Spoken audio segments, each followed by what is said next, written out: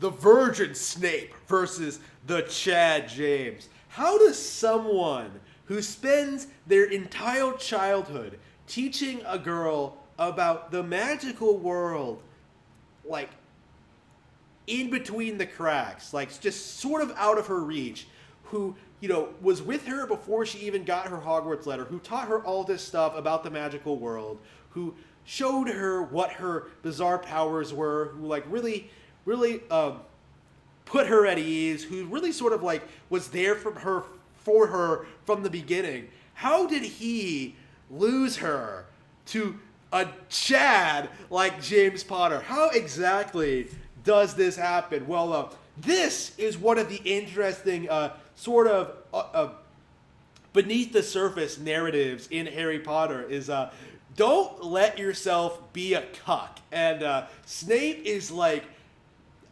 this is one of those things about Snape that I don't really like, is that, like, they try to portray him as a hero, like what he does as noble, when in reality he was just a thirsty fuck who could not get over the crush he had on a girl when he was like 8. Like, do you realize how pathetic that is? Do you realize how much of a white knight you have to be to, like, put up with a woman's bullshit for, like, over 20 years? Like, I think he died, like, 20. Let's see.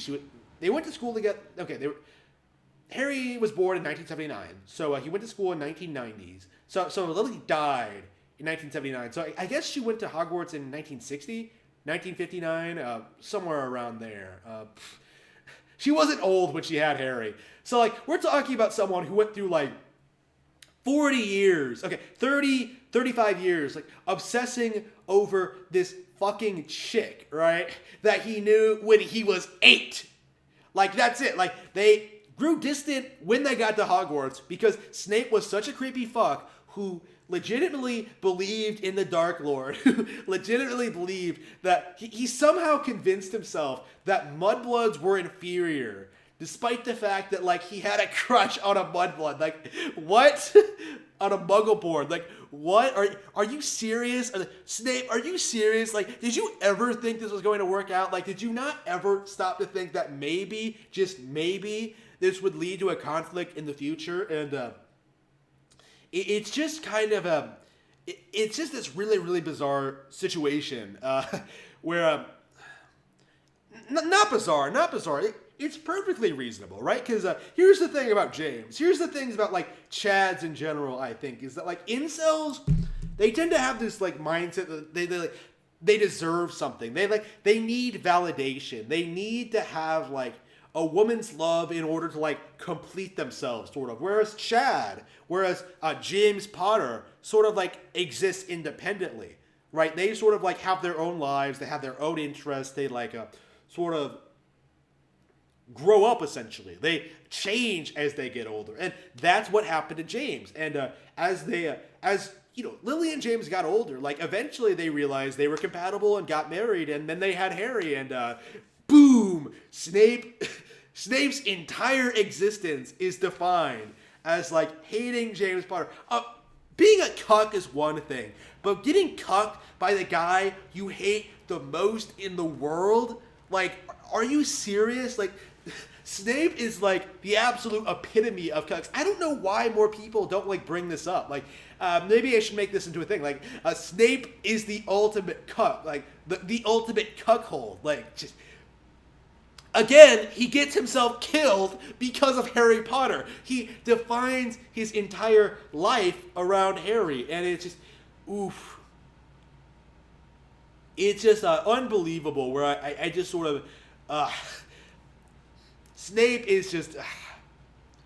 like, Dumbledore tries to whitewash this. Like, this is the thing that makes me skeptical of Dumbledore's motives as, like, an adult. Because, like, in Sorcerer's Stone, like, Dumbledore's like, Snape tried to protect you this year because he wanted to make things even with your father for saving his life once. When Snape himself explains that's not why he did it. He wanted to do it because he wanted to fuck Lily. Like, that's the only reason why. He's protecting Harry because Lily would want him to be protected. But he hates Harry because he's James' son. So it's this weird sort of dynamic here. And I don't understand why they try to white knight this. Like, there's nothing noble about what Snape is doing. He is a thirsty fuck who wants to bang Lily Evans, as a 35-year-old virgin, and it's never going to happen. It was never going to happen. Like, the instant she got to Hogwarts, that was it. You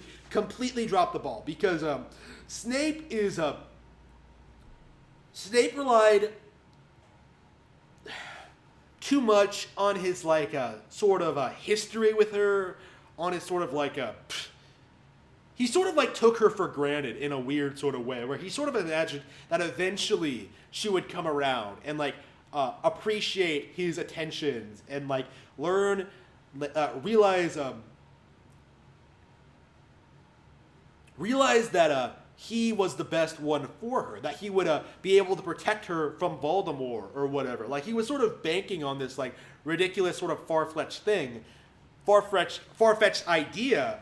When meanwhile, James, James grew up, he had his own clearly defined morals. He did join the Order of the Phoenix. He was clearly against Voldemort, and Lily eventually found common ground with that. Apparently, they did eventually sort of a bond. Eventually, somehow, I don't think they do. Damn, I don't even remember how exactly. They explain it, I think. Remus and Sirius do. James sort of grew up when he got older, and they sort of grew closer, and it's better than fucking Snape. It's better than fucking an incel, and that's what I think a lot of incels don't understand about the girls going for jerks, right? They don't understand that those jerks have more going for them. There's more to them than being a jerk. They see more to them than their personality flaws, right? Whereas with these incels, right? Incels define themselves entirely. People like Snape define themselves entirely around these women. It's kind of interesting how they're oh, I'm such a nice guy. I'll do anything for you, and please love me. They're looking for validation. It's not because they really respect or like this woman. They're doing it for themselves in a weird sort of way. It's sort of selfish in the way they sort of put themselves out for these women, because they're expecting deep down to get something out of it. And that's kind of the mindset that Snape had when talking to Lily, when eventually she's going to love me, eventually I'm going to have someone there for me, eventually she'll care about me, someday it will happen. And it never did. And he just alienated her more and more with his weird personal beliefs, his terrible decisions, until eventually she snapped. Lily, she's the typical incel. She is very similar to the sort of woman that an incel would typically gravitate towards. Most women would not really speak to someone like Snape. Lily even acknowledges this. Why her friends are outright amazed that she even speaks to Snape, because he's a racist.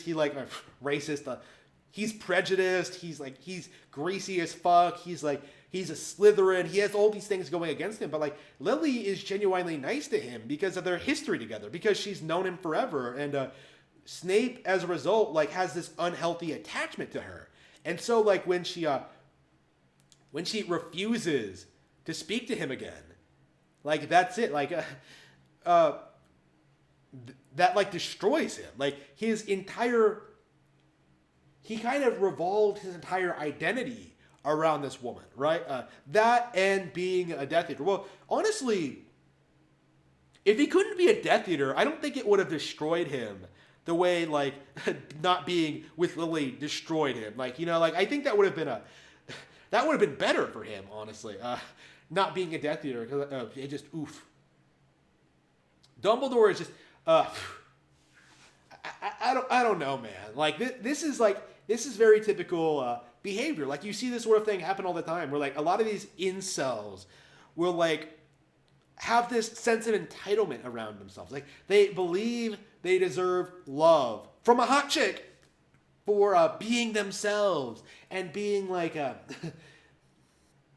and just being there for them and being a nice guy and not really thinking about like, well, what their personal situation is like, how they look to other people, or just what the relationship would actually be like. What's best for the girl, really? Like that doesn't really seem to resonate with them at all. Is that they just sort of think about themselves, right? Like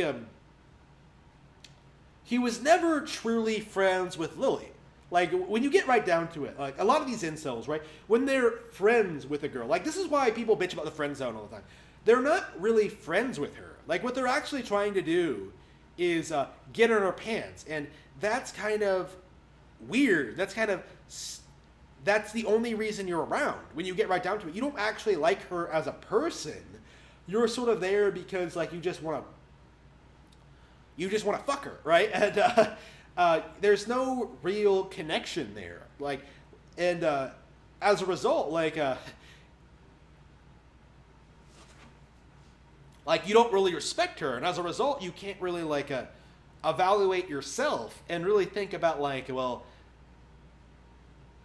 a normal person, right, would talk to a hot chick and think like whether or not they want to get to know her more, whether she's cool or not, and then like sort of move on if she's not, right? Like Snape doesn't really do that. Like Snape obsesses. Incels don't really do that. They find one girl that will talk to them and sort of like fixate on her, like obsessively, and it leads to their downfall eventually. And that's what happened to Snape. Like at the end of the day, he he met his end. He met his end due to being unable to move on with his life. He let being a cuck define his entire existence, and as a result, he died in incel. Snape is an absolute cuckold, and no one should try to emulate that.